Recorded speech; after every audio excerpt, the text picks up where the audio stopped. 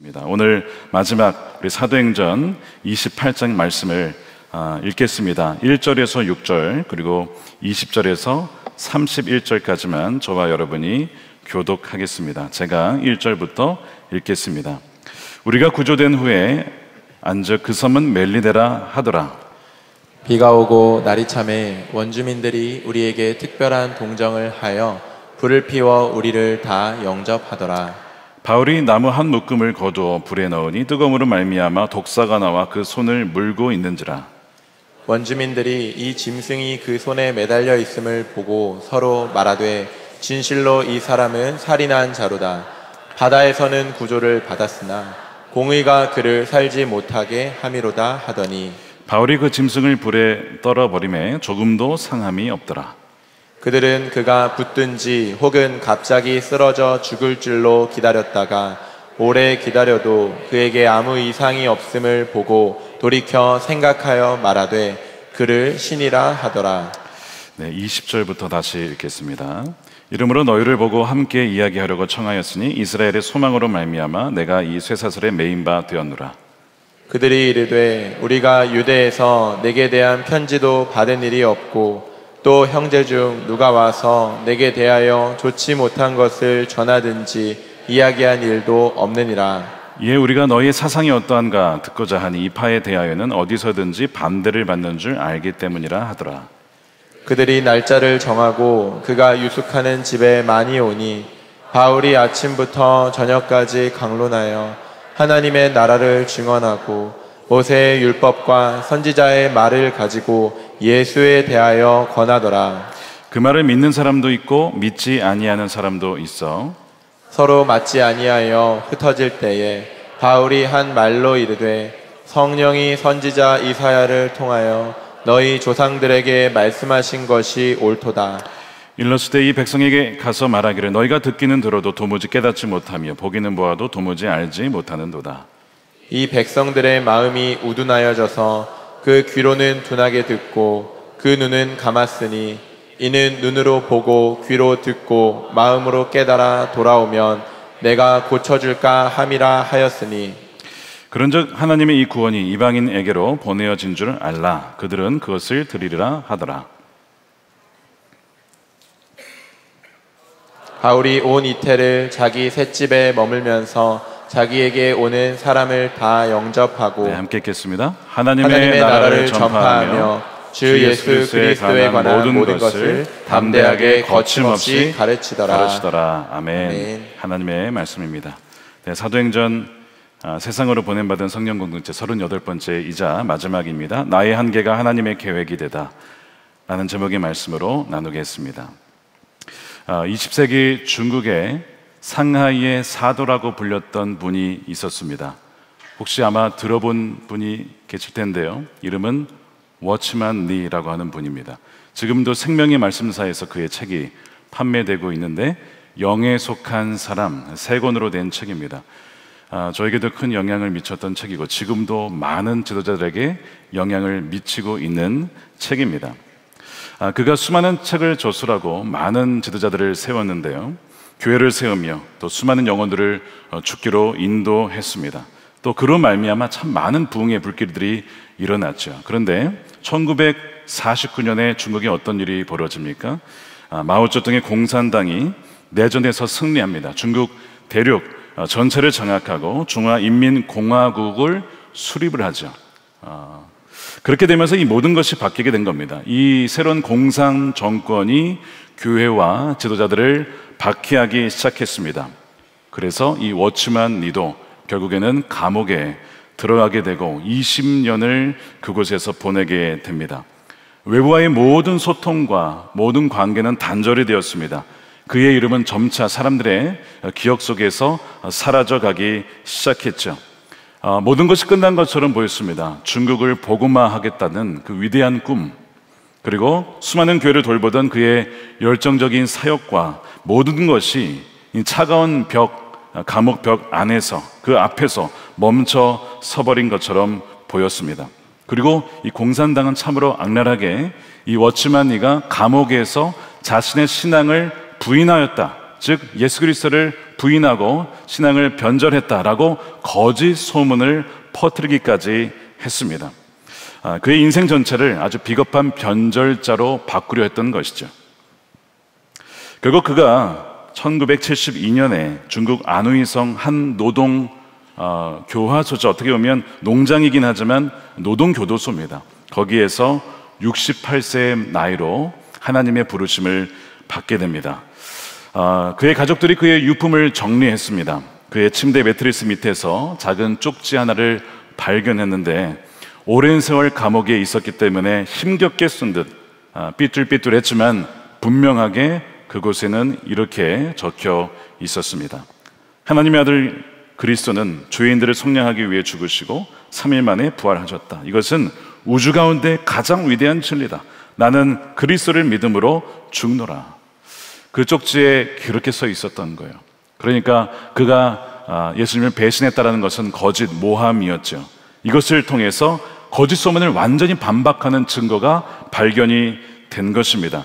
사실 20년 감옥 생활 동안 공산당은 계속해서 그의 신앙을 회유하려고 했고 신앙을 포기하면 석방해 주겠다라고 수차례 그를 설득하려 했지만 그는 끝까지 예수님을 부인하지 않고 예수님을 증거한 귀한 믿음의 사람이었습니다.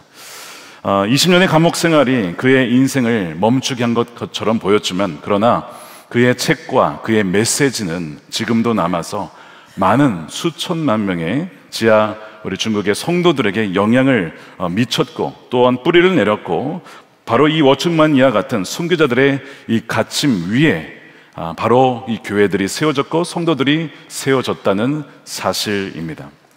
이야기는 그냥 오래된 예전 이야기가 아니라 이것은 사도 바울의 이야기이기도 하고 오늘날 현재 세계 곳곳에서 박해를 받는 그리스도인들의 이야기이기도 합니다. 오늘은 이제 이 마지막 사도행전 28장을 우리가 다루면서 이 마지막 장면을 보게 되면 많은 것을 생각을 하게 되죠. 이제 그 선교의 여정에 그 위대한 마지막 마무리를 하면 어떤 모습일까? 사람들이 그를 환호하고 맞이해주고 그렇게 커다란 어떤 파티가 열려질 것 같고 그렇게 우리가 생각을 하죠. 왜냐하면 그의 여기까지 오는 길은 참으로 어려웠던 길이었습니다. 고난을 뚫고 폭동을 뚫고 폭풍을 뚫고 온 로마였기 때문에 당연히 그렇게 기대를 하기 마련입니다. 그런데 여러분 이 바울이 로마에 왔을 때 이 마지막 장면을 읽다 보면 좀 의아한 부분이 좀 많이 있습니다. 물론 그가 여기에 왔을 때 그를 맞이해주는 로마의 그리스도인 형제들이 있었습니다. 70km나 떨어진 곳에도 와가지고 바울을 맞이합니다. 그 장면이 오늘 본문에도 나오죠. 그래서 이 사도 바울이 그 로마에 있었던 형제들을 보면서 참 많은 격려를 받습니다. 고백하기를 하나님께 감사하고 담대한 마음을 얻었다. 믿음의 형제들이 있다는 것, 누군가가 우리를 격려해 준다는 것, 그것이 얼마나 사도 바울에게도 이 사도 바울이 사람이었기 때문에 그런 격려가 큰 힘이 됐다는 거예요. 그래서 그 로마에서도 그 정말 어떻게 보면 핍박받을 수도 있는 그 로마에서도 여전히 믿음을 지켜낸 그런 형제들이 여전히 존재한다는 것에 대해서 그는 감사했다는 거예요. 그가 그 전에 로마 교인들에게 쓴 편지가 있지 않습니까? 그것이 우리가 알고 있는 로마서 아닙니까? 그러니까 그걸 통해서도 계속해서 믿음을 지키는 형제들을 봤으니 얼마나 감사했겠습니까? 그런데 이러한 사도 바울을 맞이해주는 기쁨 이런 것들은 잠시였고 현실은 그는 쇠사슬에 매여서 로마의 죄인의 모습으로 서게 됩니다. 오늘 16절은 그가 로마에 도착했을 때 모습을 이렇게 묘사하고 있어요. 우리가 로마에 들어가니 바울에게는 자기를 지키는 한 군인과 함께 따로 있게 허락하더라. 그는 분명 영웅이었지만 그런데 로마에 왔을 때는 그는 죄인으로 왔습니다. 죄수로 왔습니다. 그의 무대는 광장이 아니라 값을 치르고 빌린 초라한 자기 셋집에 그가 머물렀다라고 말씀합니다. 그리고 2년의 긴 시간을 거기에 묶여서 머물러서 우리가 보기에는 거기서 뭘 할 수 있을까 싶을 정도로 참으로 그의 마무리가 너무나 이해가 되지 않을 정도로 그렇게 하고 사도행전 28장은 끝난다는 것이죠. 여러분, 사도행전 결말이 우리가 생각하는 어떤 굉장히 영광스러운 결말이 아닌 것 같아서 많은 분들이 좀 실망하곤 합니다. 위대한 선교 이야기의 끝이 이거라고 한다면 누가 선교를 감당할까? 누가 목숨 걸고 그렇게 광장에 나아가서 사람들에게 복음을 전할 수 있을까? 그런 생각을 하게 돼요. 자, 그런데 오늘 이 말씀을 보면서 풀리지 않는 의문, 실패처럼 보이는 결말 속에 또한 한계의 자리 속에서 하나님께서 그 한계의 상황 속에서 어떻게 이 사도 바울을 사용하셨고 또한 하나님의 계획이 계속해서 이어지게 되었는지를 오늘 말씀을 통해 좀 살펴보고자 합니다. 자, 오늘 28장에 보게 되면 전반부에 멜리데 섬에 가게 된 이야기가 먼저 등장하는데 이 부분을 먼저 좀 다뤄야 됩니다. 왜냐하면 이 작은 섬에서 벌어진 일이 이 지금 후반부에 이 로마에서 이제 셋집에 갇혀 지내는 이 바울의 모습과 전혀 다른 게 아니라 마치 이 모습을 조그맣게 보여주는 이야기이기 때문에 멜리데 섬의 이야기를 우리가 알게 되면 하나님께서 왜 바울을 로마에서 갇히게 하셨는지 그 의미를 또한 알 수 있게 됩니다. 자, 우리가 살펴본 대로 폭풍을 만났습니다. 배가 파손이 되었습니다. 죽을 뻔했는데 하나님의 약속대로 한 명도 죽지 않고 살게 돼요. 그래서 도착한 곳이 멜리데 섬이라는 곳이었습니다. 이 멜리데 섬에서 하나님께서 무엇을 보여주고 있느냐? 바로 이 인생의 풍파의 난파라는 것을 통해, 즉 인간의 힘이 끝나는 곳에서 하나님의 주권이 시작됨을 이 사건을 통해서 보여주고 있습니다. 자, 바울이 탄 배는 평범한 배가 아니었습니다. 로마의 지도자들이 탄, 군인들이 탄 배였고 가장 최고의 기술과 힘을 자랑하는 알렉산드리아 선박이었죠. 그런데 이 유라굴로라는 광풍 앞에서 그들의 경험과 그들의 기술과 그들의 힘, 이 모든 것은 한순간에 무너지게 됩니다. 그래서 인간이 자랑하는 가장 강력한 힘이 자연의 힘 앞에서 무력하게 무너지는 순간이죠. 바로 그때 바울이 하나님께서 말씀해 주신 것들을 그대로 그들에게 전했던 모습이 여러분 27장 23절이었습니다. 내가 속한 바 내가 섬기는 하나님의 사자가 어젯밤에 내 곁에 서서 말하되 바울아 두려워하지 말아라. 내가 가이사 앞에 서야 하겠고 또 하나님께서 너와 함께 항의하는 자를 다 내게 주셨다 하였으니 그러므로 여러분이여 안심하라. 나는 내게 말씀하신 그대로 되리라고 하나님을 믿노라. 그런즉 우리가 반드시 한 섬에 걸리리라 하더라. 지난 말씀 기억나십니까? 왜 우리를 풍랑 속에 두셨습니까?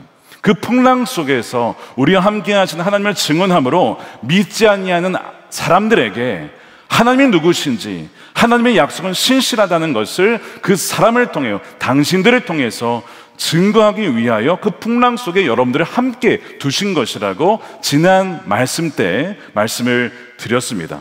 그러니까 세상의 힘이 끝나는 곳에서 하나님의 힘이 진짜 위대하시다는 것을 보여주는 장면이 바로 이 장면이었습니다. 그래서 이 멜리데 섬에 도착을 하게 된 것이죠. 하나님이 이 멜리데 섬에 도착하게 하셔서 우리의 생각을 뛰어넘어 역사하시는 분이심을 또한 말씀해 주고 있습니다. 자, 난파된 현장을 보니까 자 1절에 보십시오. 우리가 구조된 후에 안즉 그 섬은 멜리데라 하더라. 비가 오고 날이 참에 원주민들이 우리에게 특별한 동정을 하여 불을 피워 우리를 다 영접하더라. 여러분, 이 그레데 섬을 떠난 바울 일행이 도착한 것은 멜리데 섬이라고 했습니다. 여러분, 멜리데 섬이 바로 저곳입니다. 바로 여러분들이 보시는 왼쪽이 그레데 섬이었고, 그리고 폭풍을 만나서 헤매다가 도착한 것이 저 멜리데 섬이고, 저 위쪽 북쪽이 바로 이탈리아 로마였던 것이죠. 그래서 이제 멜리데 섬에 도착하게 됐는데 참 흥미로운 것이 뭐냐면 저 멜리데라고 하는 섬의 이름의 뜻입니다. 이름의 뜻이 무엇이냐? 피난처입니다. 피난처. 폭풍을 만난 이들에게 하나님께서 그들을 인도하신 것이 어디였다고요? 피난처라는 이름을 가진 멜리데 섬으로 인도해 주셨다는 거예요. 왜 그것이 피난처였을까? 거기에 갔는데 아무것도 이제 가진 게 없잖아요. 먹을 것도 없잖아요. 그런데 그곳에 있었던 원주민들, 이 바르바로이라고 하는 이 바바리안의 어떻게 보면 어원이죠. 이 원주민들, 미개인이라고 불릴 수 있었던 사람들인데 바로 이들이 이 바울과 이 사람들을 먹여 살립니다. 그들이 특별한 동정을 하여서 특별한 인간애를 보여주면서 불을 피워서 그들을 영접해 주면서 살려준다는 거예요. 이것이 하나님이 예비하신 예상치 못한 곳에서 숨겨두신 하나님의 계획이었다는 것이죠. 자, 이것을 통해서 바울에게 무슨 말씀을 하냐면, 너가 앞으로 로마에 가서 의지할 것은 세상의 힘이나 제도가 아니라 너가 전혀 예상하지 못했던 사람들을 통해, 너가 바르바로이라고 미개인이라고 그렇게 여길 줄도 모르는 사람들을 통해서도 나는 일할 것이다 라고 하는 것을 미리 이 멜리데 섬에서 보여주고 계시는 것이죠. 여러분들이 혹시 난파하여 어느 곳으로 도착하셨습니까? 여러분들의 인생이 마치 멜리데 섬과 같은 곳으로 가셨습니까? 하나님이 피난처를 예비하시고 여러분들을 도울 자들을, 여러분들을 섬길 수 있는 사람들, 여러분들의 필요를 채워줄 수 있는 사람을 예비하신 줄로 믿으시길 바랍니다. 정말 우리 인생을 돌아다 보면 정말 왜 저 사람이 나를 도와주지? 왜 저 사람이 나를 이렇게 잘해주지? 싶은, 뭔가 인생은 give and take인데 정말 순수하게 도와줬던 사람들이 있었음을 우리 인생을 돌아다 보면 알게 됩니다. 바로 그 사람들이 어떻게 보면 이 멜리데에서 만난 바르바로이 같은 사람들이에요. 그 하나님께서는 우리 인생에 그런 사람들을 붙여주셨다는 거예요. 우리가 피난처가 없을 때에 피난처 대신에 섬을 마련해 주시고 사람들을 통해서 우리가 살 수 있도록 우리 계획에 전혀 없었던 만남을 통하여 그렇게 우리를 인도해 주신다고 하는 것을 오늘 이 말씀을 보여주고 있는 것입니다. 또한 이제 장작을 가지고 불을 피려고 이 바울이 불에다가 장작을 딱 던졌는데 그 안에 독사가 숨어 있었어요. 그래서 독사가 놀라가지고 바울의 손을 콱 물게 됩니다. 아마 독사였을 것이라고 생각을 해요. 그래서 당시 이제 이 사람들이 이제 죽었구나, 죄를 지어서 저렇게 뱀에 물리나 보다, 당시에는 사람들이 그렇게 생각했어요. 뭔가 고통을 당하는 것을 죄 때문이라 생각했기 때문에 바울이 물리는 것을 보고 숨겨뒀던 죄가 바로 정의의 여신에 의해서 심판을 받는 거야, 이렇게 생각을 했다는 거예요. 자, 그런데 바울이 어떻게 합니까? 그냥 아무 일이 없었다는 듯이 그냥 털어버려요. 그리고 아무런 일이 벌어지지 않습니다. 곧 죽겠지, 언제 죽나 쳐다보고 있는데 안 죽고 멀쩡하니까 이번에는 그 사람들이 뭐라고 하는 겁니까? 와, 신인가 봐, 신이야, 이렇게 그 사람을, 이 바울을 막 추앙하기 시작합니다. 그러면서 어떤 일이 벌어지느냐, 그 섬에 가장 유력한 사람이여 불렸던 이 버블리오라고 하는 높은 사람, 그가 와서 자신의 부친이 아픈데, 이 열병에 걸렸는데 이질에 의해서 누워있는데 저희 아버지를 위해서 기도해 주십시오, 요청을 합니다. 그래서 바울이 가가지고 아버님을 위해서 기도해 주었는데 아버님 병이 나아요.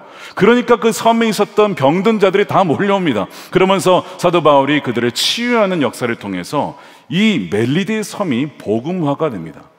기가 막히죠. 풍파를 통해서 왜 이렇게 정처 없이 떠돌다가 왜 이름도 알 수 없는, 나중에 물론 알려졌지만 이 섬에 와서 왜 하나님 나를 이곳에 보내셨는가, 하나님의 계획 속에는 이 과정을 통하여 그 섬에도 복음을 전하게 하려고 하는 하나님의 섭리가 숨겨져 있었던 것이죠. 그래서 이 이제 로마의 이 셋집으로 오기 이전에 이 멜리데라고 하는 강의실에서 하나님의 음성을 우리도 들을 수 있어야 된다는 거예요. 여러분들의 삶에 난파가 찾아오셨습니까? 여러분들의 모든 계획과 여러분들의 힘이 무너져 내리셨습니까? 여러분 말씀드린 것처럼 여러분을 위해서 피난처를 예비하셨고 여러분들을 위해서 사람을 예비하셨고 또한 독사라고 하는 정말 만나고 싶지 않은 고통을 만나셨습니까? 그런데 그 독사에 물린 사건을 통해서도 우리가 하나님을 신뢰할 때 하나님 그것을 바꾸셔서 오히려 선으로 만드시는 그 하나님을 오늘 여기서도 발견하게 되는데, 여러분들의 삶에도 그 일이 벌어지기를 간절히 주님의 이름으로 축원드립니다. 자, 이제 이 사건이 벌어지고 이제 정말 로마로 사도 바울이 도착을 하게 됩니다. 자, 말씀드린 것처럼 환영이 있긴 했지만 그는 잠시, 그는 셋집으로 가게 돼요. 자, 바울의 발이 묶이게 됩니다. 개척가 바울의 활동 반경이 셋집 안으로 제한되게 됩니다. 그의 뜨거운 열정이 더 이상 움직일 수 없게 된 거예요. 자, 이 셋집이라고 하는 환경이 어떤 거냐? 이 30절에 보니까 바울이 온 이태 2년을 자기 셋집에 머물렀다라고 말씀하고 있습니다. 이 셋집으로 번역된 헬러 미스토마는 돈을 내고 빌린 공간, 오늘로 우리로 얘기하면 월세에 가까운 것이죠. 어떻게 감옥이 아니라 여기 있을 수 있었나? 왜죠? 사도 바울이 로마 시민권자였기 때문에 그에게 특별하게 주어진 특혜였던 것입니다. 특별한 처우였어요. 그래서 가택연금 상태로 그가 머물게 됩니다. 그렇다고 해서 막 좋은 집이 아니에요. 당시에 인슐라라고 하는 서민 아마 집이었을 텐데 그게 한 방 한 칸을 빌렸을 것으로 추정이 됩니다. 그래서 아마 1층에 그 방을 마련하여서 사람들이 드나들 수 있을 정도가 되었지만 넓거나 쾌적한 공간은 결코 아니었을 겁니다. 더 중요한 것은 그의 신분이었는데 그가 사슬에 매여 있었습니다. 그래서 20절에 보니까 내가 이 사슬에 매인 바 되었다. 이게 무슨 말이냐면 로마 황제의 친위대 소속 군인에게 쇠사슬로 묶여 있었던 거예요. 그래서 4시간, 6시간 단위로 해서 교대하는 군인과 그의 손목은 늘 쇠사슬로 연결되어서 어디를 가지 못하도록 묶여 있었던 것이죠. 잠을 잘 때도, 식사할 때도, 방문객을 만날 때도, 편지를 쓸 때에도 늘 곁에 누가 있었던 거예요? 로마 군인이 항상 그를 지키고 어디 가지 못하도록, 다른 짓을 하지 못하도록 그를 얽매였던 것이죠. 이것이 사도 바울의 현실이었습니다. 지칠 줄 모르게 지금까지 달려왔던 사도 바울의 발이 묶이게 된 거예요. 자, 여러분들 같았다면 여러분 마음이 어떠실 것 같으세요? 마음이 많이 어려우시겠죠. 내가 순정하여 지금까지 달려왔는데 이 로마까지 와서도 내가 이렇게 묶여 있다니, 아마 이런 생각을 하실 겁니다. 여러분들의 삶에 적용해 본다면, 하나님, 내가 이렇게 믿음으로 순종해 왔는데 왜 저의 기업은 이렇게 매여 있습니까? 뭔가 재정적으로 묶여 있습니까? 그런 생각 하신 분 계실 거예요. 내가 주를 위해 살기로 결단했는데 건강이 안 좋은 거예요. 그래서 집에 머물러 있을 수밖에 없는, 혹은 병원에 누워 계실 수밖에 없는 그런 분들도 기도 제목을 듣다 보면, 또 만나다 보면 그런 분들도 많이 계시는 거예요. 내가 건강하면 주를 위해서 더 복음을 전할 텐데 제가 건강이 좋지 못하여 나가지 못하고 병원에 있어야 하는 그 상황에 대해서 제가 어떻게 이것을 해석을 해야 할까요? 하나님, 제가 가정을 위해 헌신했는데 왜 우리의 부부는 침묵을 이기지 못하는 것일까요? 침묵의 방을 벗어나지 못하는 것일까요? 이런 여러 가지 고민들이 있으신 분들이 계실 거예요. 자, 바울도 이런 현실을 마주했어요. 하나님께서 말씀하셨잖아요. 로마에 너가 갈 거야. 근데 이런 식으로 로마에 계속 있을 거라고는 아마 바울이 생각했을까요? 아마 저 같았으면 전혀 몰랐을 것 같습니다. 근데 왜 하나님은 이토록 초라한 셋집에서 바울을 가둔 채로, 그리고 갇힌 바울을 통해 도대체 뭘 하시고자 하는 것이었을까요? 자유롭게 더 넓은 곳에서 도시를 마음껏 다니면서 로마에 갈 곳도 얼마나 많습니까? 또한 복음을 전할 곳도 얼마나 많습니까? 더 많은 일을 할 수 있을 것 같은데 왜 셋집에서 2년을, 그리고 정말 나중에는 감옥에 갇혀 있다가 생을 마감하게 하시는 것인지는 도무지 저의 머리로, 우리의 머리로는 하나님의 계획이 이해가 되지 않는 겁니다. 왜 이것이 사도행전의 마지막 모습이 되어야 했을까? 여기에는 세상의 지혜로는 이해할 수 없는 한계라고 하는 것에 숨겨진 하나님 나라의 3가지 역설이 숨겨져 있기 때문에 그렇습니다. 저는 오늘 이 3가지 말씀을 나누고 마치려고 합니다. 첫 번째입니다. 가장 약한 곳에서 시작되는 하나님의 능력이 있기 때문입니다. 여러분, 사도 바울은 평생을 이것을 고백했던 사람이죠. 하나님은 왜 바울을 자유롭게 풀어주지 않고 거기에 그냥 머물게 하셨는가? 말씀드린 것처럼 너의 약함이 나의 강함이 된다. 그것을 마지막까지도 보여주기 위하여 그렇게 하신 거예요. 바울은 자유의 몸으로 로마에 도착했다면 탁월한 그의 웅변술과 그의 놀라운 지성과 그의 카리스마에 사람들이 열광했을 거예요. 그런데 과연 복음의 능력, 정말 예수 그리스도만이 드러나게 되었을까? 아마 위대한 바울이라고 하는 인간의 포장지에 그것은 가려져 버렸을지도 모릅니다. 그래서 하나님은 모든 인간의 가능성과 그 모든 것들을 가리셨어요. 차단하셨어요. 그의 발을 묶으셨고 활동 반경을 좁히셨고, 그가 의지할 수 있는 분은 오직 주님과 그리고 복음의 능력만을 의지하도록 그 마지막 순간까지 주님은 그렇게 그를 인도하셨다는 거예요. 그래서 그의 초라한 셋집은 뭘 보여주냐? 세상의 힘과 지혜가 모두가 제거가 되고 순수하게 복음의 능력이 얼마나 강력한지를 보여줄 수 있는 복음의 실험실이 되었던 것이죠. 그래서 찾아오는 사람들은 바울의 화려한 배경과 어떤 능력을 보고 온 것이 아니었습니다. 오직 그가 전하는 예수 그리스도만을 듣기 위하여 사람들이 왔던 것이고, 바로 부활의 그 복음을 듣기 위해 온 것이죠. 고린도후서 12장 9절에서 사도 바울이 이렇게 고백합니다. 나에게 이르시기를 내 은혜가 내게 족하도다. 이는 내 능력이 약한 데서 온전하여 지매라 하신지라. 그러므로 도리어 크게 기뻐함으로 나의 여러 약한 것들에 대하여 자랑하리니 이는 그리스도의 능력이 내게 머물게 하려 함이라.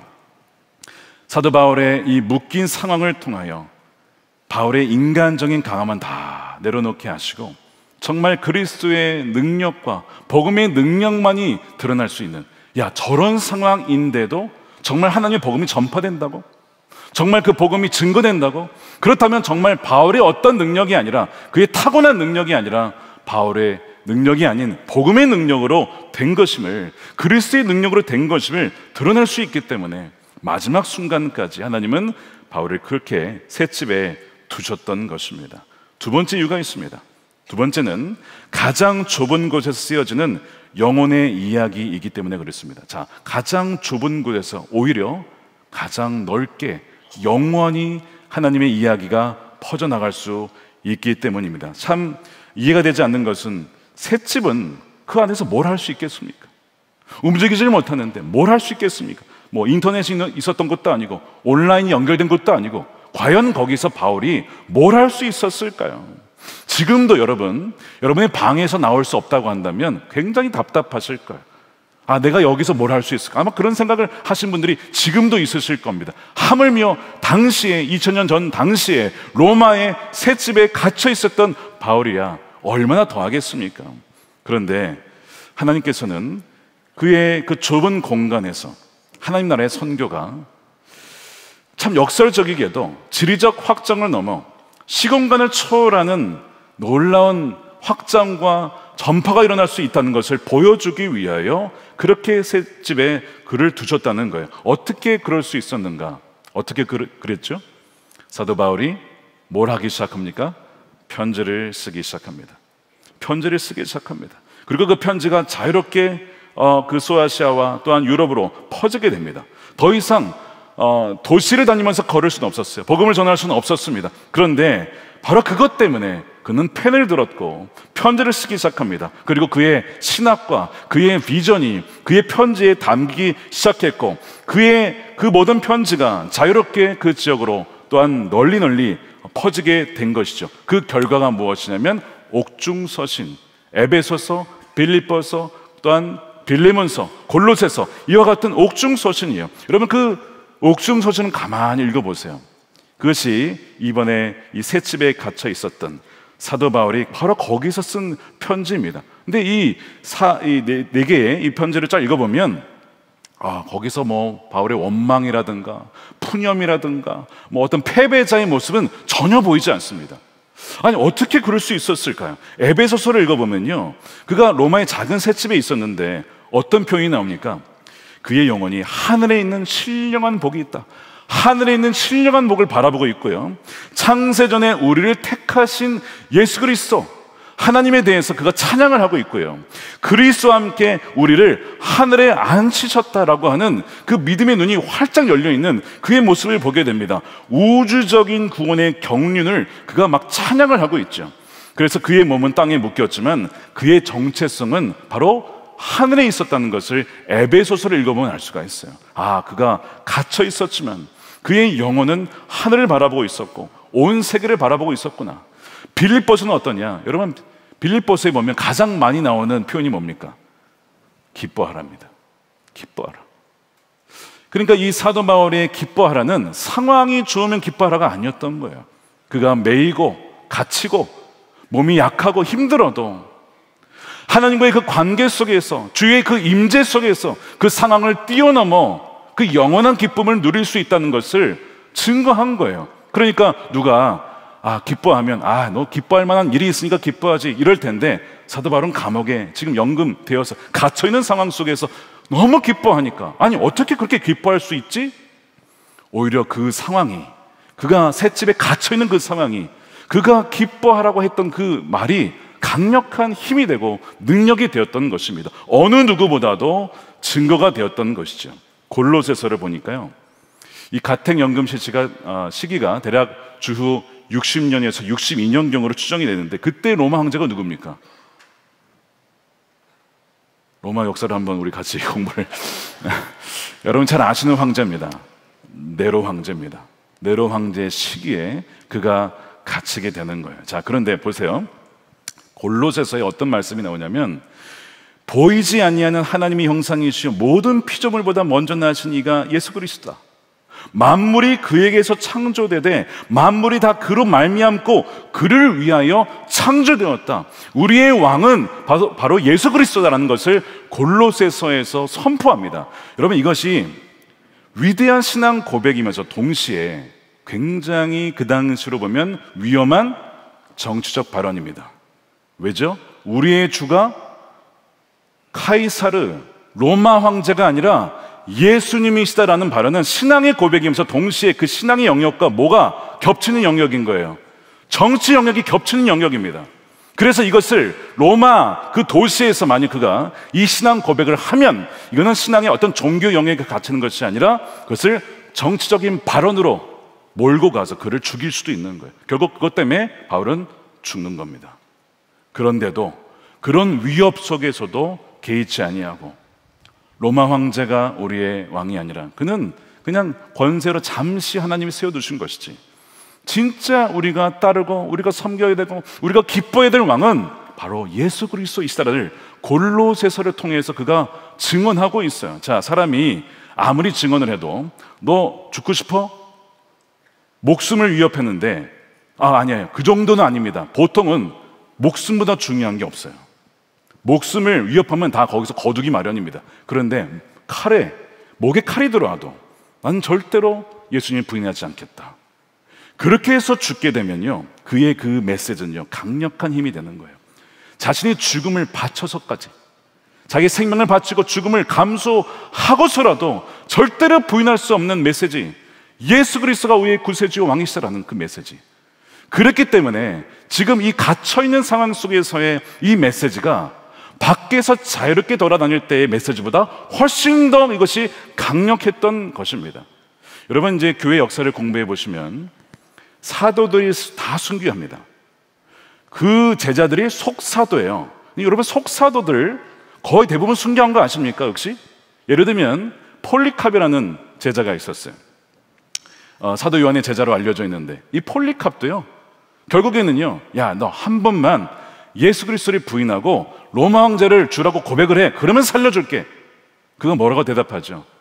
내 80평생 한 번도 주님이 나를 배신하지 않으셨는데 내가 어찌 주님을 배신합니까? 그래서 화형에 처해지는데, 여러분, 화형을 당할 때도 끝까지 주님을 부인하지 않습니다. 근데 불을 태워내도 안 죽어. 그래서 결국 찔러 죽입니다. 그렇게 해서 전해진 복음이 우리가 들은 복음입니다. 그 복음의 메시지를 지키기 위하여 수많은 사람들이 죽음을 각오하서라도 이것을 우리에게 전한 거예요.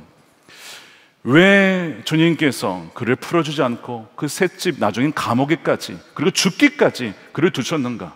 죽음을 통해서, 순교를 통해서 전해지는 그 복음의 메시지가 너무나 강력하기 때문에, 그 한 사람이 죽으면 더 많은 수많은 제자들이, 예수 그리스도의 제자들이 일어날 것을 주님은 아셨기에 주님도 십자가에서 죽으신 것이고, 사도들도 한 명도 빠짐없이 다 순교를 함으로써 그 하나님 미리 땅에 떨어져 죽음으로 많은 열매를 맺었던 것처럼 오늘날 우리에게까지 복음이 전해지게 된 겁니다. 또한 셋집에 있으므로 어떤 일이 벌어졌냐? 사람들이 그를 찾아왔어요. 그러니까 30절에 보면 바울이 온 이태를 자기 셋집에 머물면서 자기에게 오는 사람을 다 영접했다는 거예요. 자, 그전에는 사역의 방식이 찾아가는 거였어요. 우리가 선교적 공동체라고 했을 때 세상으로 찾아가는 겁니다. 보통 그렇게 얘기를 해요. 그렇게 선교죠. 그런데 여러분, 오게 하는 것도 선교입니다. 사람들이 오게 하는 거예요. 지금 사도 바울에게 사람들이 오는 거예요. 와서 그의 셋집에 방문하여 그와 대화를 하고 복음을 듣고 때로는 논쟁도 하고, 그렇게 함으로써 복음이 사람들에게 전파되었던 것이죠. 그리고 그 만남은 훨씬 더 깊고 인격적인 만남이었습니다. 그래서 그 셋집은요, 로마의 심장부에서 가장 역동적인 교제와 양육이 일어나는 사랑방이자 세계 선교를 위한 전략적인 사령부가 된 거예요. 그 작은 방이, 여러분들이 계신 곳, 여러분들의 방이든지 여러분들의 사무실이든지 얼마든지 세계 선교 전략을 위한 사령부가 될 수 있다는 거예요. 사람들을 초청하여서 그곳에서 기도하고, 그곳에서 말씀을 나누고, 일대를 양육하고, 때로는 필요하다면 토론을 통해서, 견증을 통해서 얼마든지 우리가 있는 그 작은 방이 세계 선교 전략의 중심지가 될 수 있다는 것을, 우리가 뭐 거창한 것이 있어야, 대단한 돈이 있어야, 뭐 멋진 오피스와 뭐 있어야 되는 게 아니라, 이 작은 보잘것없는 셋집을 통해서도 주님이 바울을 통해 하셨다면 지금도 저와 여러분을 통해서 그렇게 하실 수가 있다는 것입니다. 참 놀라운 것이 빌립보서에 보면요, 자, 결국 이 갇힌 상황에서 편지를 주고받는데 어떤 일이 벌어졌는지를 참 놀랍게 증언하는데, 자, 빌립보서 4장 22절입니다. 모든 성도들이 너희에게 문안하되 특히 가이사의 집 사람들 중 몇이니라. 이게 무슨 얘기예요? 가이사, 황제의 집의 사람들도 복음을 듣게 됐어요. 놀라운 일입니다.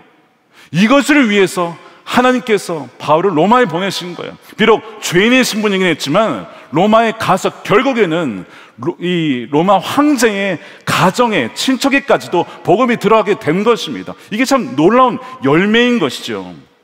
그래서 그의 감금은 실패가 아니었다는 거예요. 가장 예상치 못한 곳에 복음의 씨앗을 심기기 위한 하나님의 놀라운 뭐예요? 침투 작전이었다는 것입니다. 이것이 하나님의 놀라운 지혜입니다. 우리가 어떻게 하나님의 그 지혜를 따라갈 수가 있겠습니까? 마지막 세 번째는 닫힌 문을 통해서 열리는 더 큰 문입니다. 자, 오늘 본문은 가만히 읽어보면 이렇게 사람들을 맞이해서 또 그들이 복음을 듣고 이제 가시는 분도 있지만, 유대인들 중에 와서 바울의 얘기를 듣다가 토론을 하다가 뭐 반대하기도 하고 받아들이지도 않고 뭐 자기네끼리 싸우기도 하고 이러다가 그냥 가는 사람들도 등장을 합니다. 자, 그것이 오늘 28장에 계속 나오죠. 그러니까 무슨 얘기가 나오냐면 26절에 너희가 들어도 도무지 듣지 못하는구나, 너희가 보아도 도무지 보지 못하는구나, 너희들의 마음이 우둔하기 때문이다. 이 얘기가 그래서 나오는 거예요. 복음을 들려줬는데도 유대인들이 받아들이지 않는 거예요. 심지어 서로 막 그거 가지고 막 싸워요. 이런 일이 벌어졌어요. 그러니까 이것만 보면은 참 안타깝게 좀 어둡게 끝나는 것처럼 보입니다. 그리고 이제 29절에 보면 이 없음이라고 되어 있죠. 아까 우리가 성경 읽다가 잠깐 멈췄잖아요. 그 없음에서 이거 뭐야, 왜 없어? 근데 그 없는 게 우리 성경에는 없는데 어디에는 있다? 킹 제임스 버전에는 있습니다. 그래서 거기 읽어보면 이렇게 되어 있습니다. 그가 이 말을 한 후에 유대인들이 자기들끼리 많이 다투며 떠나갔다. 그러니까 아까 이사야 말씀 인용한 거, 너희가 보아도 보지 못하고 들어도 듣지 못하는 사람들이 있다. 복음을 전해도 안 받아들이는 사람들이 있을 거야. 그래서 유대인들이 받아들이지 않기 때문에 이 복음이 어디로 간다? 이방인에게 흘러갈 거야. 자, 그래서 그 다음에 사도 바울이 그 얘기를 하는 거예요. 28절에 그런즉 하나님의 이 구원이 이방인에게로 번이어진 줄 알라. 그들은 그것을 들으리라. 누가 들었습니까? 여러분들이 들으셨죠? 저와 여러분이 그래서 이 복음이 우리에게까지 전해지게 된 거예요. 자, 이 마지막에 보면 유대인들이 받아들이지 않아요. 아니, 좀 어둡게 끝나요. 아니, 뭔가 좀 대단한 부흥이 일어나고 끝나면 참 좋을 텐데, 뭐 자기네들이 서로 뭐 변론하고 뭐 이게 뭐 복음 맞냐, 이게 뭐냐 이러면서 막 거부하고 뭐 이런 내용이 나오잖아요. 닫힌 것 같아, 끝난 것 같아, 실패한 것 같아. 그런데 이 닫힌 문이 역설적이게도 더 큰 문이 열리는 계기가 됐다는 것입니다. 이들이 받아들이지 않았기 때문에 이 복음이 오늘날 우리에게까지 전해지게 되었다는 것이죠. 더 큰 문을, 이방인을 향한 문을 활짝 열게 되신 것입니다. 그러므로 이 셋집에서 이 선교는 실패한 게 결코 아니라고 하는 거예요. 세계 선교의 출발점이 되었다는 것입니다. 우리가 이 복음을 듣고 우리가 이렇게 예배할 수 있는 것이 바로 닫힌 문 때문에 활짝 문이 열려서 우리에게까지 예수 그리스도의 복음이 전해지게 된 것입니다. 이것이 사도행전이 마지막에 주는 위로와 도전입니다. 왜 누가는 바울의 개인적인 결말을 그의 죽음까지 자세히 기록하지 않았을까요? 왜냐하면 하나님의 이야기는 바울로 끝나는 게 아니에요. 바울은 여기 주인공이 아니라 성령 하나님이 주인공이에요. 잠시 그 챕터에 바울이 쓰였던 것 뿐이죠. 그 다음 산막, 사막, 오막을 가면서 다른 사람들이 그 배턴을 이어가서 하나님의 이야기가 계속 되게 되고 하나님의 이 복음이 계속해서 증거되어야 되기 때문에 이 마지막에 바울의 마지막 결말을 기록하지 않았던 것입니다. 그리하여 이 누가가 썼잖아요. 우리의 시선을 의도적으로 바울이 아니라 하나님께로, 우리의 시선을 하나님께로 돌리게 합니다. 하나님의 나라가 어떻게 전파되는지 그것이 31절에 우리 함께 읽어보겠습니다. 시작. 하나님의 나라를 전파하며 주 예수 그리스도에 관한 모든 것을 담대하게 거침없이 가르치더라. 자, 여기에서 초점은 담대하게 거침없이. 하나님 나라의 전파, 이 복음이 전파되려면 어떻게 해야 된다고요? 담대하게, 그리고 거침없이. 여러분, 경건하게 살고자 하면 반드시 뭐가 있다고요? 반드시 뭐가 있다고요? 박해가 있다니까요. 모든 사람들에게 칭찬만 받는 것은 내가 지금 잘못 가고 있다는 증거일 수 있어요. 예수님은 결국에는 십자가에 달려 돌아가셨어요. 베드로도 십자가에 거꾸로 순교를 합니다. 스데반도 복음을 증거하다가 듣기 싫어, 그를 싫어하는, 혐오하는 사람들에 의해서 맞아 죽습니다. 여러분, 우리가 정말 담대하게 거침없이 복음을 전하다 보면 그런 일을 맞이할 수밖에 없어요.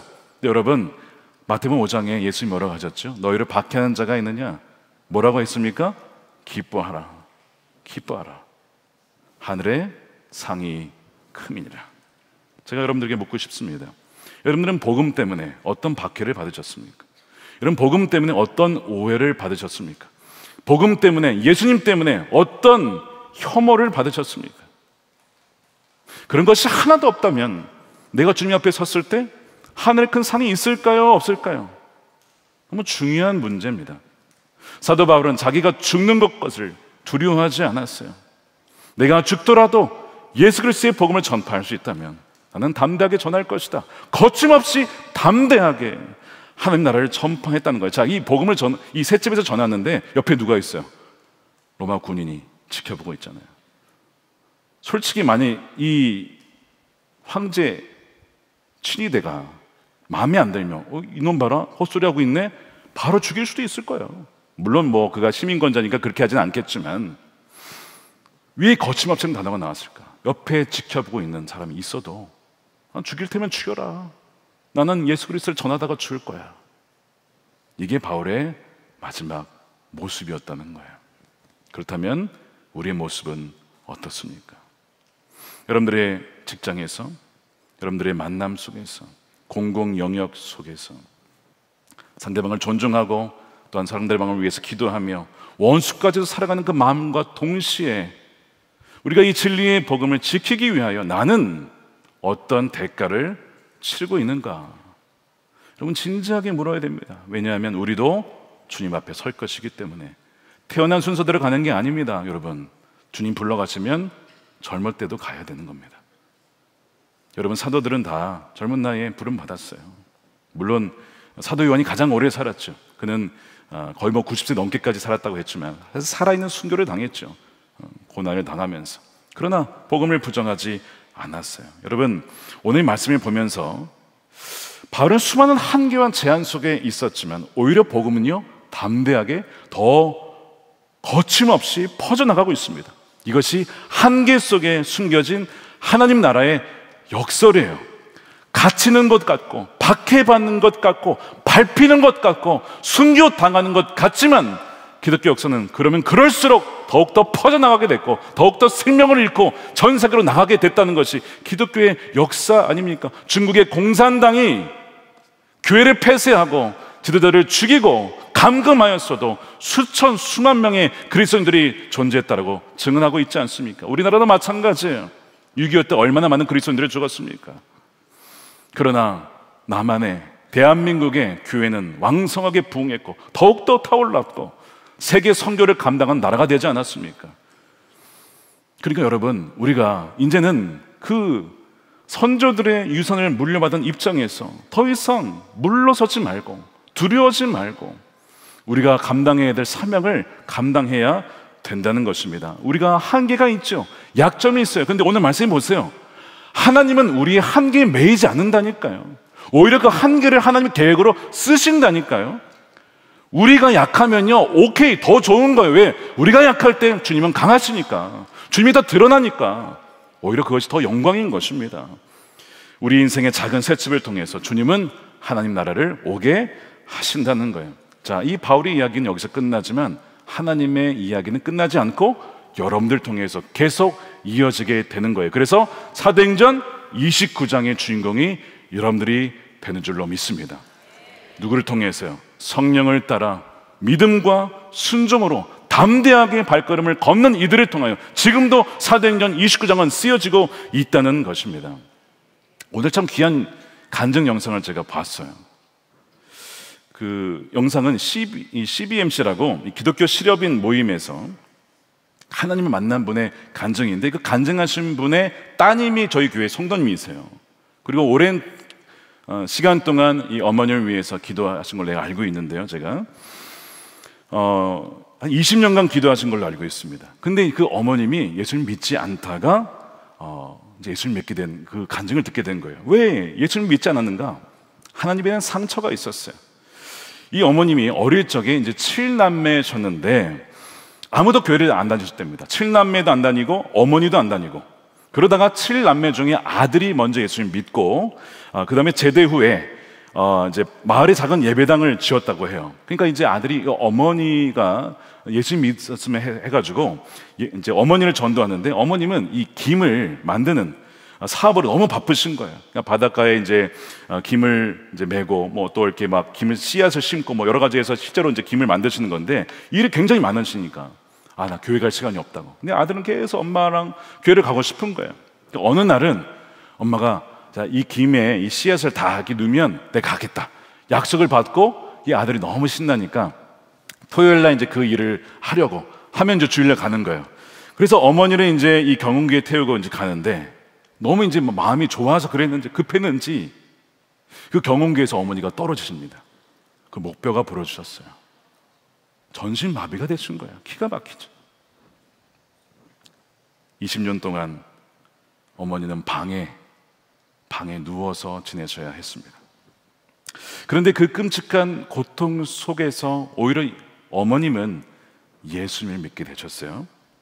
그리고 날마다 찬송가를 그렇게 기쁘게 부르셨다고 합니다.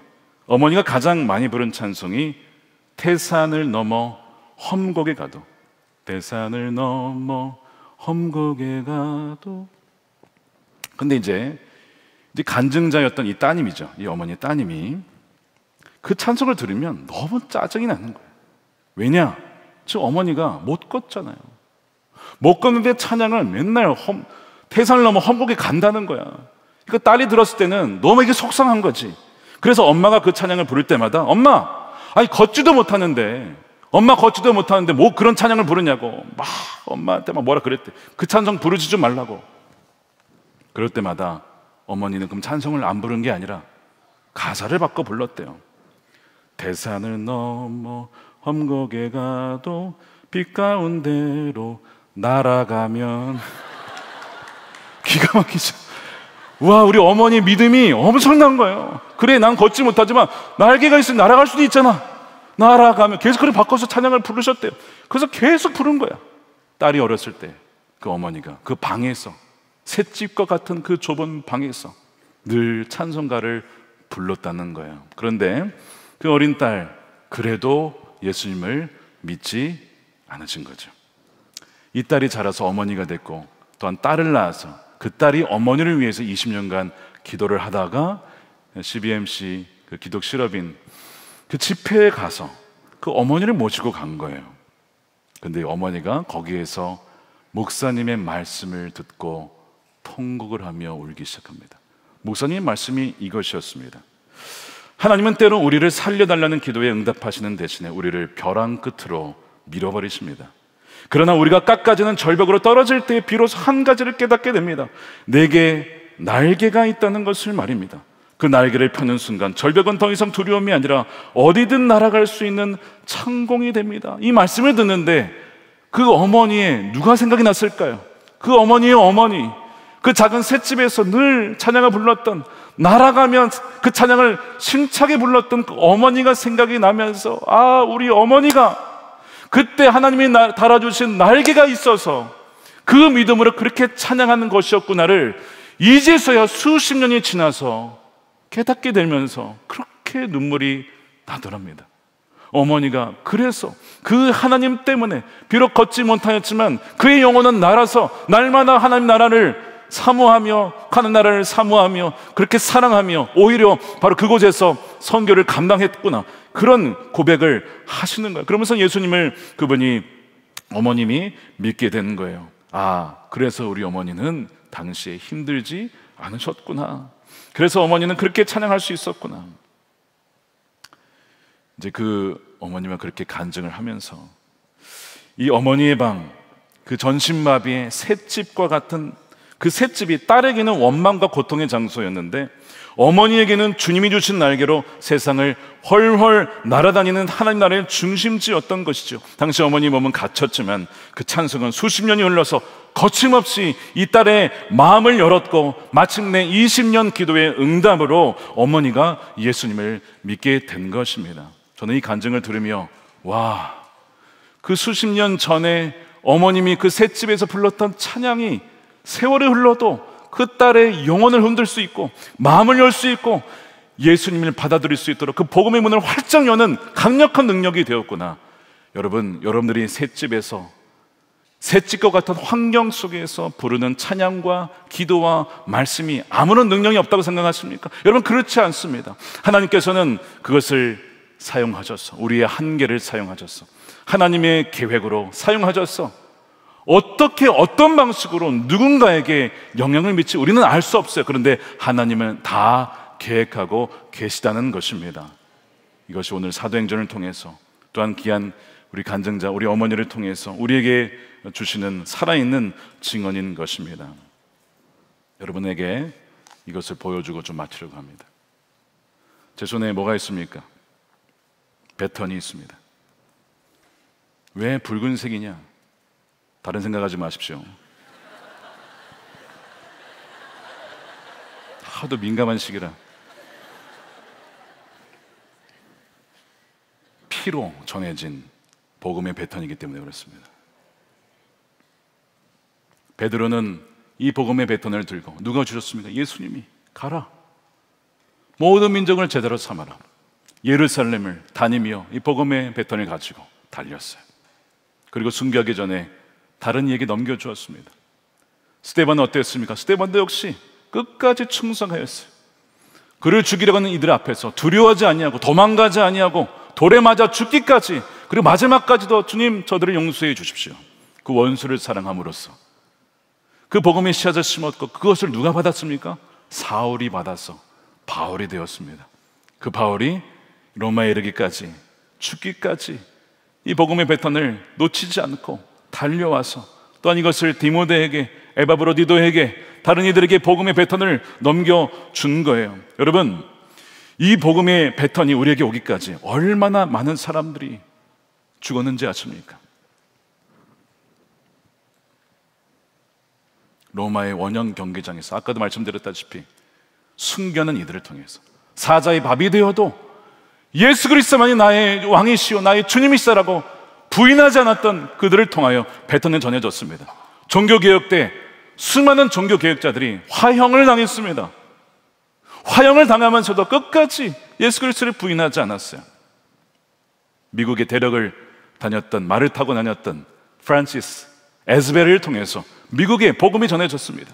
그리고 헨리 아펜젤러를 통해서 140년 전에, 그리고 언더우드 선교사님과 함께 조선 땅에 복음이 전해졌어요. 일제강점기 시절에 얼마나 많은 이들이 복음 때문에 죽었습니까?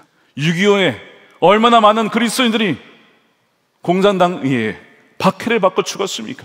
그래도 복음을 포기하지 않고 이 복음의 배턴을 우리에게 피값을 흘려서 우리에게 전해 준 것입니다. 이제 이 복음의 배턴이 여러분들에게 주어져 있습니다. 여러분들의 손에 쥐어져 있는 거야. 여러분 그 배턴을 그냥 여러분 장롱 속에 그냥 숨겨두시겠습니까? 나의 한계에 갇혔어. 하나님은 나의 한계 때문에 일하실 수 없을 거야. 하나님은 나의 한계 때문에 일하실 수 없고 오히려 내가 더 방해가 될 거야. 혹시 그런 분 계십니까? 여러분, 우리가 어떤 능력을 하는 것이 아니에요.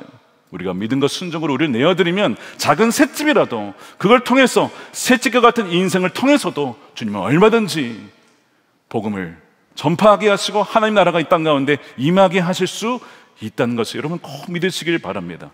그리고 이 복음의 배턴을 여러분들에게 다음 세대에게 들려주십시오.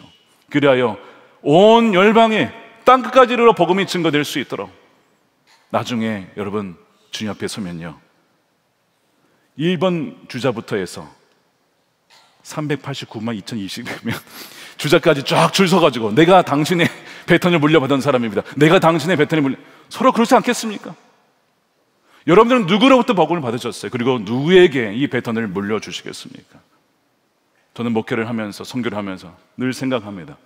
제가 이 땅에서의 삶을 마무리하고 주 앞에 섰을 때 그 전에 이 복음의 배턴을 누구에게 물려줄 것인가?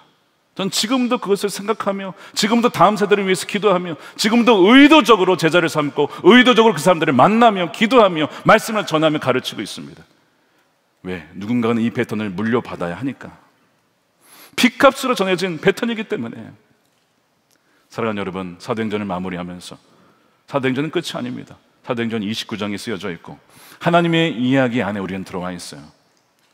하나님의 이야기 안에 너무나 멋진 하나님의 아름다운 이야기가 쭉 지금까지 설펴져 왔어요. 그리고 이 이야기의 마지막 챕터가 남아 있습니다. 얼마 길지 않아요. 남은 인생을 어떻게 사시겠습니까? 거침없이 담대하게 복음의 증인으로 서는 저와 여러분들이 되어서 참 잘했다, 참 잘했다, 죽기까지 충성한 내 종아, 그때 참 두려웠을 텐데 무서워하지 아니하고 당당하게 사람들 앞에서 복음을 전했던 참 너가 자랑스럽다, 나를 부끄러워하지 아니하고 그렇게 전했던 너가 참 자랑스럽다 라고 주님을 맞이하는, 또 주님께서 여러분들을 맞이해 주시는 우리 선한목적교회 모든 성도가 되시기를 주님의 이름으로 축원드립니다. 우리 함께 우리 찬양하겠습니다. 우리 오늘 불렀던 찬양입니다. 사랑한다 말하시네. 여러분, 선교의 동력은 사랑입니다. 하나님이 우리를 사랑하시게, 죄인 되었던 우리를 지옥으로 가도록 버려두지 아니하시고 우리를 사랑하신다고 하시니 그 사랑 때문에 선교하는 거예요. 그 사랑 때문에 여러분 영혼들이 가는 것입니다.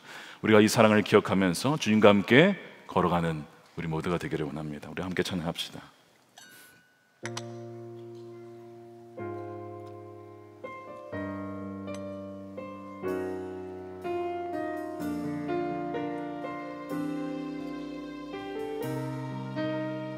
아무런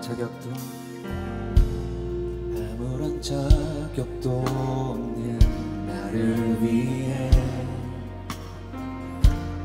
아무런 소망도 없는 나를 위해 사랑한다, 사랑한다, 사랑한다, 사랑한다 말하시네. 이 낮은 날 위해 이제 나는 옛사람 아니요, 이제 나는 옛사람아. 아멘. 그렇습니다. 사망에서 건지신 주의 자녀이니 그 하나님 주의 사랑 안에 기쁨으로 걸어가는 내. 우리 저보다 찬양합시다. 아무런 자격도 없는, 아무런 자격도 없는 나를 위해, 아무런 소망도 없는 나를 사랑한다, 사랑한다, 사랑한다, 사랑한다, 사랑한다 말하시네. 두 손 들고 찬양합시다. 이제 나는 그 사람 아니요 사망에서 건진 주의 자녀입니다. 주의 자녀이니 그 한없는 주의 사랑 안에 기쁨으로 걸어가겠네. 이제 나는 옛사람 아니요 사망에서 건지신 주의 자녀이니 그 한없는 주의 사랑 안에 기쁨으로 걸어가겠네. 나의 사랑 나의 어여쁜 자야 일어나 손을 잡고 함께 가자.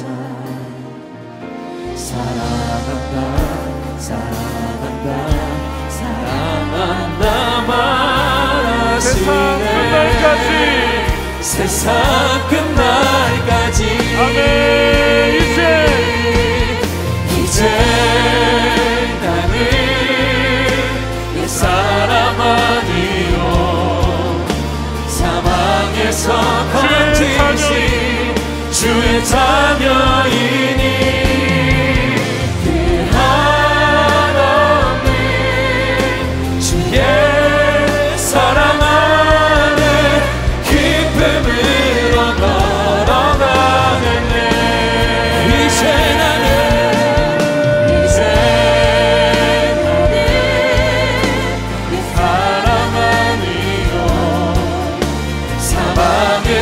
건지신 주의 자녀이니 그 한없는 주의 사랑 안에 기쁨으로 걸어가겠네. 기쁨으로 걸어가겠네.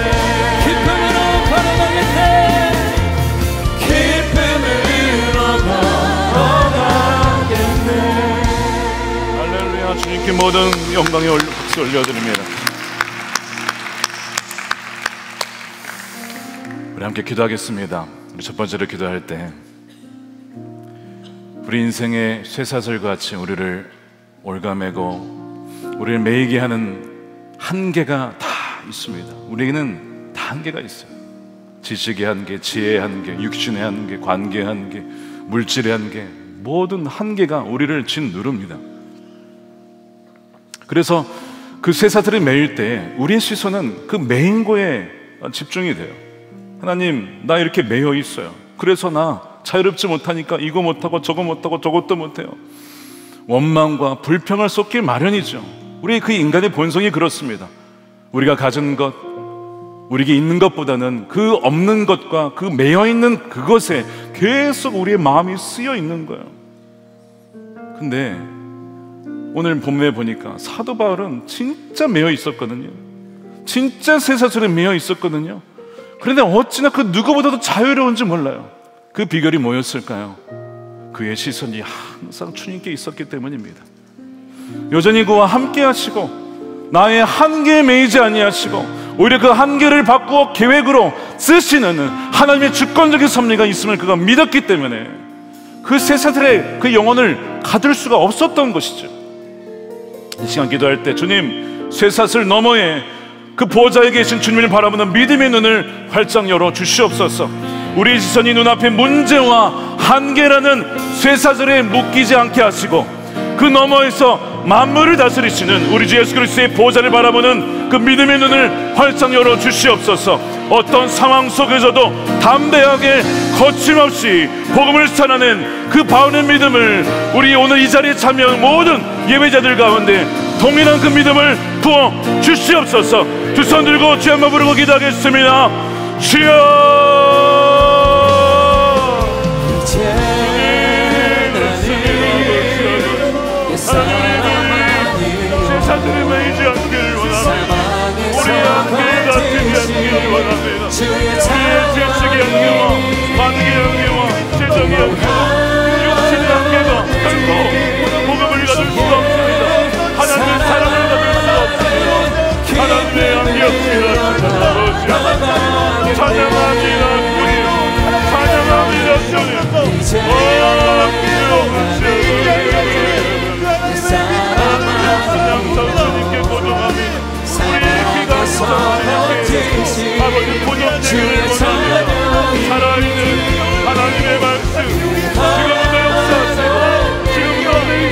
바라보고 강력한 역사하시는 하나님의 귀한 말씀이 주여 우리 몸으로 대하시고 주여하게 해주시옵소서.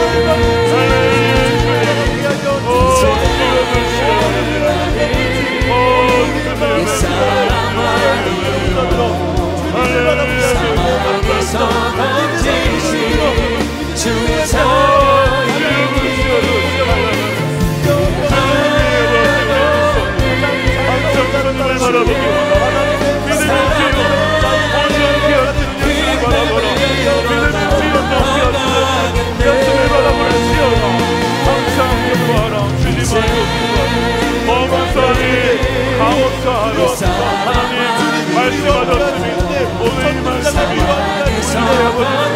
우리를 가로막을 수 있으니까 담대하게 하나님의 역사를 바라보고 복음을 전파하는 우리가 되게 하여 주시옵소서. 마음의 사랑같이 하나님의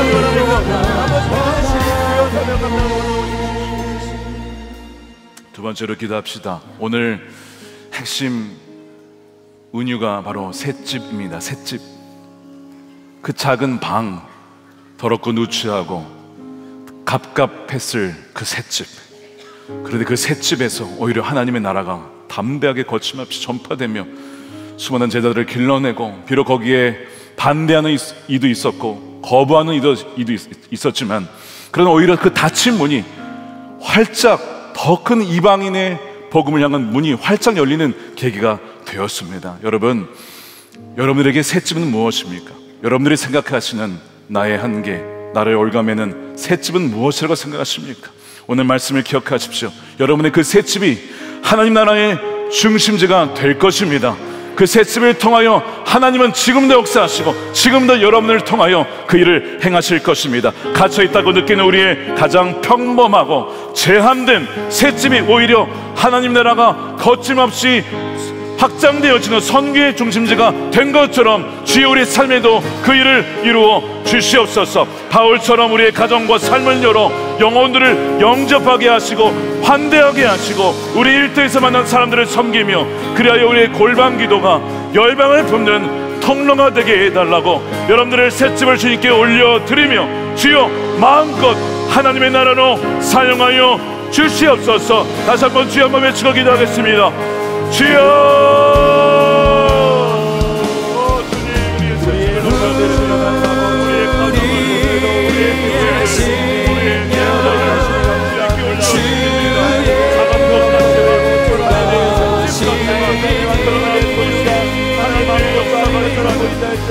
내가 그것에 우연이어서는 주님께 사과하고 주님은 그것을 하나님 우리가 어떤 하나님의 명령을 아낌없이 주님께 드립니다. 우리의 문제와 우리의 관계와 나의 건강과 나의 능력과 나의 정보가 주님께 드립니다.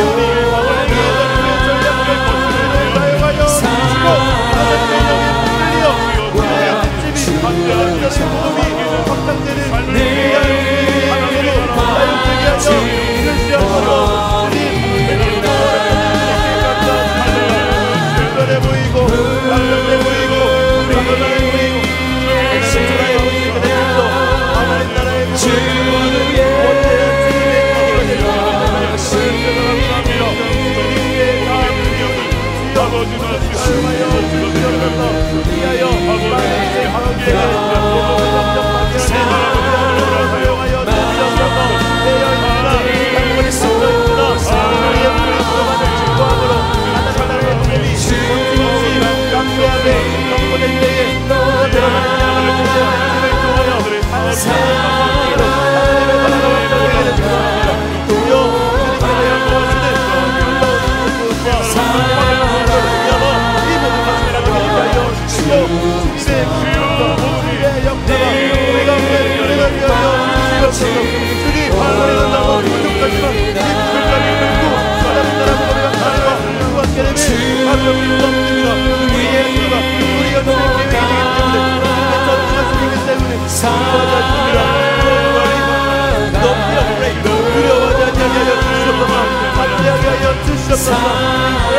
용감하게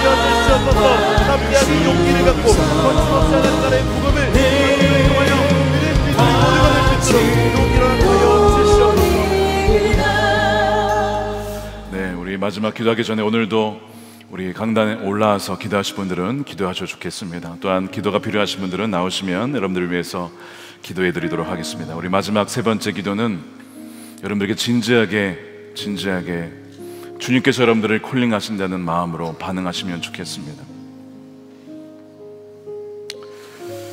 주님, 우리가 사도행전 29장의 신실한 경주자가 되기를 원합니다. 지금도 하나님 나라의 역사는 쓰여지고 있습니다. 주님이 오시면 그 역사는 이제 마무리가 되겠지만 그 기회가 있을 때에, 시간이 있을 때, 우리가 이 땅을 살아갈 때에 믿음과 순종으로 그 신실하게 복음의 경주를 달리지 않은 분들은 어쩌면 그 나라의 역사에 어떻게 기록될지 모르겠어요. 오늘 사도행전에 마지막까지 사도 바울의 이 모습이 기록된 것처럼 여러분들의 삶은 어떻게 그 하나님 나라의 책에 기록되기를 원하십니까? 한 번뿐인 인생입니다. 다시 없어요. 다시 기회가 없습니다. 우리 인생에 10년이 남았는지 20년이 남았는지 30년 남았는지 1년이 남았는지 알 수가 없어요. 이 시간 여러분들에게 도전합니다. 주님, 사도행전 29장 그 경주자가 되기를 원합니다. 이 피값으로 전해진 이 복음의 배턴을 저도 저의 부르신 자리에서, 셋집에서, 비록 쇠사슬에 미어있고 불편하고 한계가 많이 있지만 주님, 이 믿음의 배턴을 저도 달리다가 이것을 다음 세대에게, 다른 이들에게 전해주겠습니다.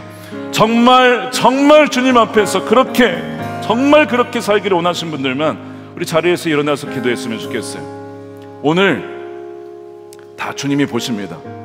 다 보고 계세요. 요즘에 블록체인 기술이 있다고 하지만 다 필요 없어요. 주님이 다 보고 계십니다. 우리가 언제 주님 앞에 반응했고 순종했고 응답했는지 주님이 다 알고 계시잖아요. 그리고 그날의 기록이 될 거예요.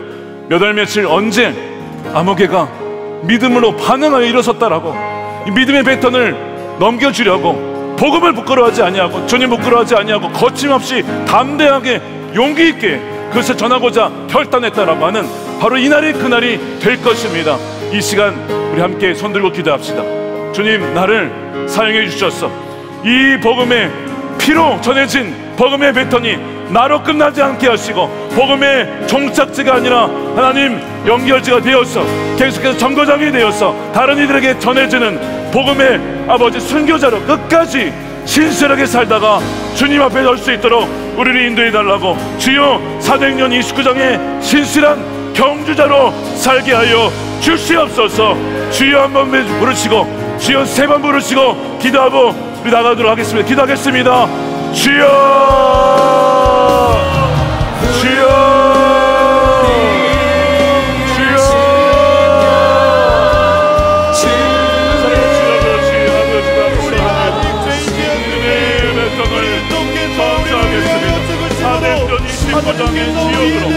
나가겠습니다.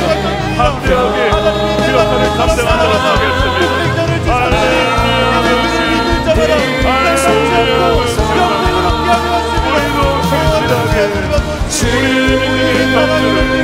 달려가게 하여 주시옵소서.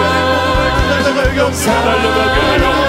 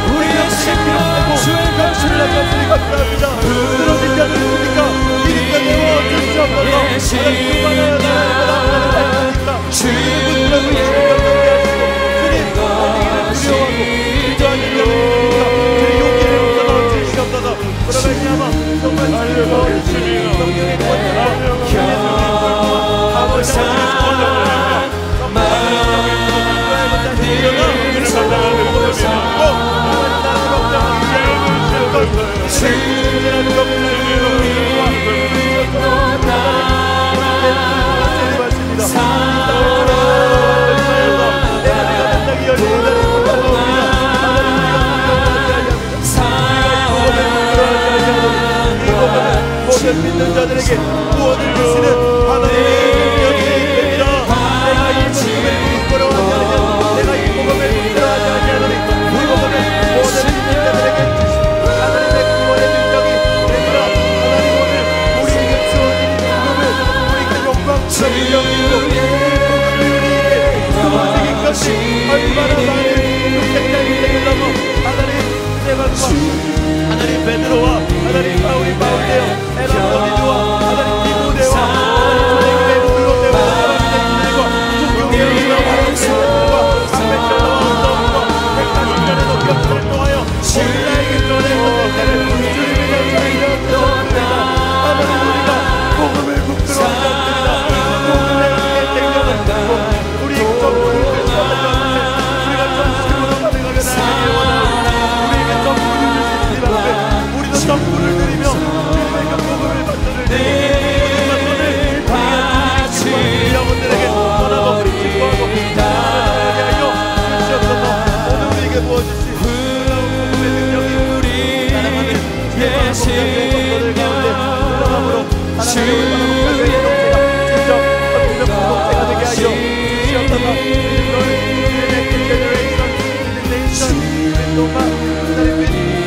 내임을 하나님의 허락하시는 내 선택 영역사에 직접 복음을 들고 나아가게 하셔서 우리가 가는 곳마다 승부와 소금이 되어서 어둠이 떠나가고 주님하게 하여 주시옵소서. 제가 여러분을 주고 하나님의 나아가 하나님의 영광을 나에게 부어진 주의 내 생명을 알려라. 하나님의 영으로 나아갈 때에 강제하게 하나님 나라의 복음을 땅끝까지 전할 수 있도록 주님 우리를 또한 사용하여